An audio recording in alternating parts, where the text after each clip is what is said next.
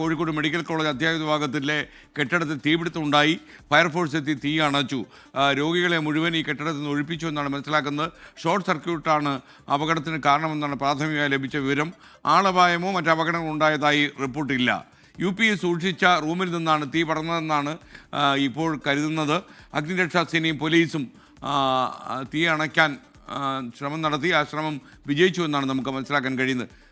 Sameer C Muhammad നമുക്കൊപ്പം ചേരുന്നു. സമീർ, ഇപ്പോഴത്തെ അവസ്ഥ എങ്ങനെയാണ്? രോഗികളെ പൂർണ്ണമായും അടുത്തുള്ള ആശുപത്രികളിലേക്ക് മാറ്റിക്കഴിഞ്ഞോ? എന്താണ് വിവരം? SKN രോഗികളെ ഇപ്പോഴും മാറ്റിക്കൊണ്ടിരിക്കുകയാണ്. 3 നിലകളിലായിക്കൊണ്ട് നിരവധി രോഗികൾ ഉണ്ടായിരുന്നു. അതുകൊണ്ട് തന്നെ പൂർണ്ണമായും ആളുകളെ മാറ്റാൻ കഴിഞ്ഞിട്ടില്ല. ഇപ്പോഴും മാറ്റിക്കൊണ്ടിരിക്കുകയാണ്. സമീപത്തെ സ്വകാര്യ ആശുപത്രിയിലേക്കും അതുപോലെ സർക്കാർ ആശുപത്രിയിലേക്കുമായിക്കൊണ്ടാണ് മാറ്റിക്കൊണ്ടിരിക്കുന്നത്. അത്യാഹിത വിഭാഗത്തിലാണ് തീപിടുത്തം ഉണ്ടായത്. മാത്രമല്ല, അതേ തുടർന്ന് വലിയ രീതിയിലുള്ള പുക ഉയരുകയും ചെയ്തു. അതിന്റെ പശ്ചാത്തലത്തിലാണ് 3 നിലകളിലായിട്ടുള്ള മുഴുവൻ രോഗികളെയും കുടിയിരിപ്പുകാരെയും പുറത്തേക്ക് ഇറക്കിയത്. അതിൽ തന്നെ ആരോഗ്യ പ്രശ്നങ്ങൾ ഗുരുതരമായുള്ളവരാണ് പലരും. അതുകൊണ്ട് തന്നെ അവരെ ഇവിടെ നിലനിർത്താൻ കഴിയാത്ത സാഹചര്യമുണ്ട്. അതുകൊണ്ട് തന്നെ വളരെ വേഗത്തിൽ മറ്റ് ആശുപത്രികളിലേക്ക് മാറ്റാനുള്ള ശ്രമങ്ങൾ ആരംഭിക്കുകയും അങ്ങനെ മാറ്റുന്ന പ്രവൃത്തികൾ ഇപ്പോഴും പുരോഗമിക്കുകയുമാണ്. ഈ ഇതുമായി ബന്ധപ്പെട്ട് ഷോർട്ട് സർക്യൂട്ടാണ് ഈ ഇത്തരം ഒരു സംഭവത്തിന് ഇടയാക്കിയത്, തീപിടുത്തത്തിന് ഇടയാക്കിയത് എന്നാണ് പോലീസും അതുപോലെ തന്നെ ഫയർഫോഴ്സും പ്രാഥമികമായി നൽകുന്ന വിവരം. അതിന്റെ തുടർന്ന് പിന്നീട് വളരെ വേഗത്തിൽ തന്നെ മെഡിക്കൽ കോളേജ് പോലീസും വെള്ളിമാട് കുന്നിൽ നിന്നുള്ള ഫയർഫോഴ്സ് ഉദ്യോഗസ്ഥരും എത്തിക്കൊണ്ട് തീ അണച്ചു. ഒപ്പം അവിടെ നിന്ന് ഈ പുക ഉയർന്നതിന്റെ പശ്ചാത്തലത്തിൽ വളരെ വേഗത്തിൽ ആളുകളെല്ലാം തന്നെ പുറത്തേക്ക് ഇറക്കുകയും ചെയ്തു. എന്നാൽ പുക വലിയ രീതിയിൽ ഉയരുകയും അതേ തുടർന്ന് ശ്വാസതടസ്സം നേരിടുകയും ചെയ്തു. ആ ഒരു പശ്ചാത്തലത്തിലാണ് രോഗികളെല്ലാം തന്നെ വളരെ വേഗത്തിൽ സമീപത്തെ മറ്റ് ആശുപത്രിയിലേക്ക് മാറ്റിക്കൊണ്ടിരിക്കുന്നത്. ഇപ്പോഴും ഏതാനും പേർ ഇനിയും ഇവിടെ നിന്ന് പുറത്തേക്ക് മാറ്റിക്കൊണ്ടിരിക്കുന്ന പ്രവൃത്തികളിലാണ് ഉള്ളത്. വിവിധ ഇടങ്ങളിൽ നിന്നായിക്കൊണ്ട് ആംബുലൻസുകൾ ഇപ്പോഴും ഇങ്ങോട്ട് വന്നുകൊണ്ടിരിക്കുന്നുണ്ട്. സമീപത്തെ ആശുപത്രികൾ അതുപോലെ തന്നെ സന്നദ്ധ പ്രവർത്തകരുടെ കൈവശമുള്ള ആംബുലൻസുകൾ അതെല്ലാം തന്നെ ഇങ്ങോട്ട് എത്താൻ ജില്ലാ കളക്ടറുടെ നിർദ്ദേശമുണ്ട്. അതിന്റെ ഭാഗമായിക്കൊണ്ട് ജില്ലാ മെഡിക്കൽ ഓഫീസർ ഉൾപ്പെടെയുള്ളവർ ഇതുമായി ബന്ധപ്പെട്ടുള്ള കാര്യങ്ങൾ നിരീക്ഷിച്ചു വരികയാണ്.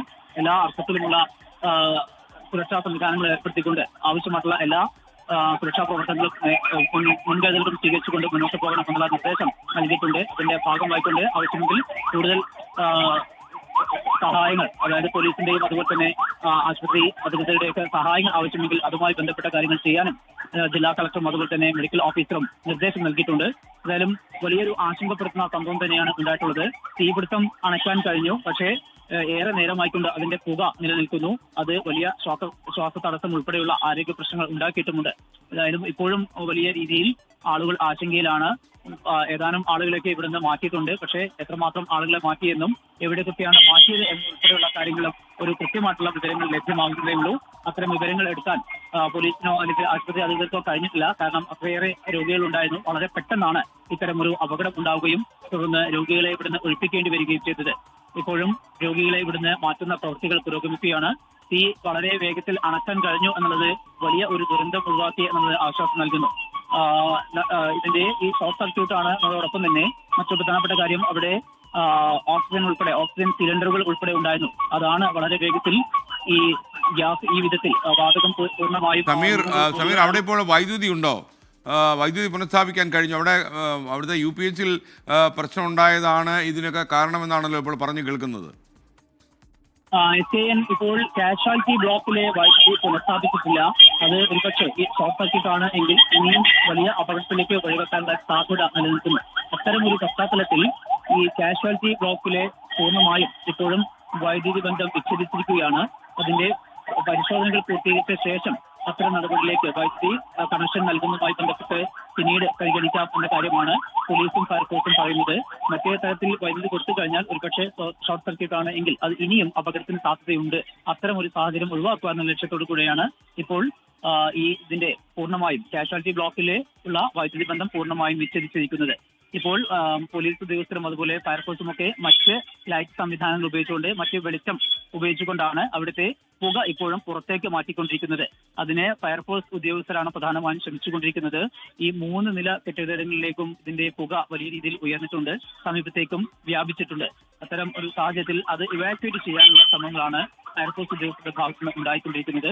അതിനുള്ള ഉപകരണങ്ങൾ അവർ കൊണ്ടുവന്നിട്ടുണ്ട്. അത് ഉപയോഗിച്ചുകൊണ്ട് പുറത്തേക്ക് ഈ പുക വലിച്ച് മാറ്റാനുള്ള ശ്രമങ്ങൾ നടന്നു വരികയാണ്.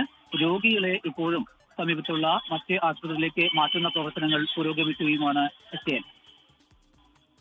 സമീർ മുഹമ്മദാണ് വിവരങ്ങൾ നൽകിയത്.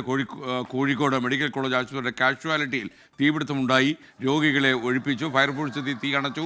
എന്നാൽ പുക കാരണം രോഗികൾക്ക് ശ്വാസമുട്ടലുണ്ടായി. അടുത്തുള്ള ആശുപത്രികളിലേക്കാണ് രോഗികളെ മാറ്റിയത് എന്നാണ് നമുക്ക് ലഭിക്കുന്ന വിവരം. എന്തായാലും പ്രാഥമികമായി ലഭിക്കുന്ന വിവരം അനുസരിച്ച് ഷോർട്ട് സർക്യൂട്ടാണ് ഈ അപകടത്തിന് കാരണമുണ്ടായത്.